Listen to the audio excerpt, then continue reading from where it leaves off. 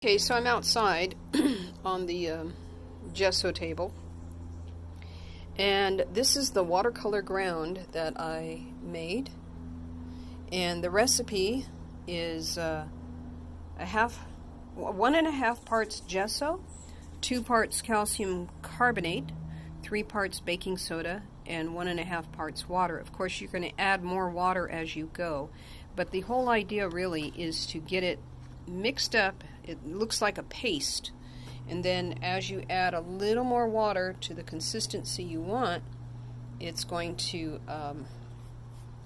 water down a little bit. You want to be able to cover your canvas with it,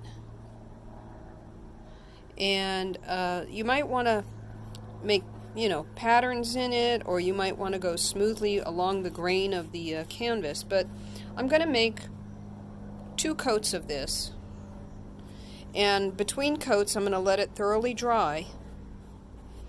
And if you're looking for a very, very smooth surface, I suggest you sand it lightly between coats. If you don't mind a little tooth because you're looking for texture in the long run, then you're going to probably not want to sand it between coats. So this is a 9x12. I'm going to do this one, and then my 11x14. But just to show you, this is a Daniel Smith watercolor ground. It's I put it on here, and then I let it dry and daubed on some watercolor, and of the same consistency I did my recipe, and it looks really good. And I've shown you pictures in the past I've done with it, and it's come out really successful. Very nice and very professional. So when I paint on canvas with watercolor, I like to use the watercolor ground that I made. It saves money. Of course I can use Daniel Smith, but this way I can change the consistency a little bit. I can make less water, more water, and all of that will have an effect in the final run after you've finished on doing your layers. And then the other thing is, you want to wait at least 2 days. It has to be absolutely bone dry, no damp, no moisture in it whatsoever. And then if you do that, you will not be disappointed. Now, if it's 100 degrees out, which it might be in where you live, you might not need those 2 days. But the whole idea is to let it dry completely till it's bone dry as the old gesso layer on your canvas. Okay? Okay, so now you can see this has been painted, and the sides have been coated actually with the watercolor ground. And this hog hair brush, it's pretty much like an oil painting brush. It leaves pattern lines. See that? You can see how if I change the direction of the stroke, I'm going to get these different textures, and for some people that works out fantastic for your purposes. If you want it to be smoother, remember now you're adding extra water. I started off with sometimes a 1/2 part or 1 part water, 1.5. It makes like a thick paste. And then gradually you add more water. If you try to add all the water at once, you'll just get these lumps, and you don't want lumps. It's kind of like making gravy. You start off slowly and keep adding as you go. The other brush I'm going to use now for a different texture is going to be this softer brush. It's a synthetic. And if you were to want to have a smoother texture, you could spray it with water,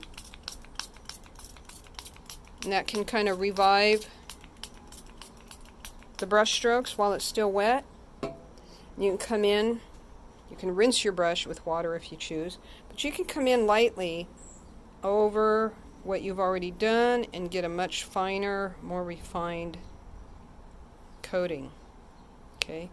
Now the reason I use this brush to begin with is if you look at a canvas, it often has a very strong high tooth. It depends what you're doing.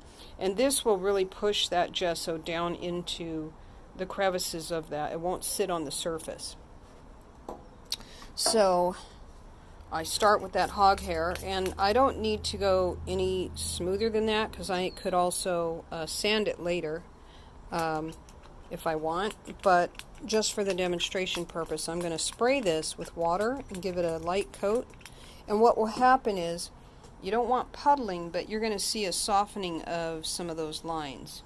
You can always go over it with a brush gently. You don't want to disturb what you've already done under it, okay? But for me, I would just leave it. If it's too thin of a coat, you can always add more of this and let it dry and do it again. Now this canvas here, I am going to deliberately make it much smoother in its surface. So I'm using a softer brush, and you can see now there's not as much height on those brush strokes. See that? It just goes right down in there. So if you want a lot of texture, add less water. Okay, so here is my 11 by 14.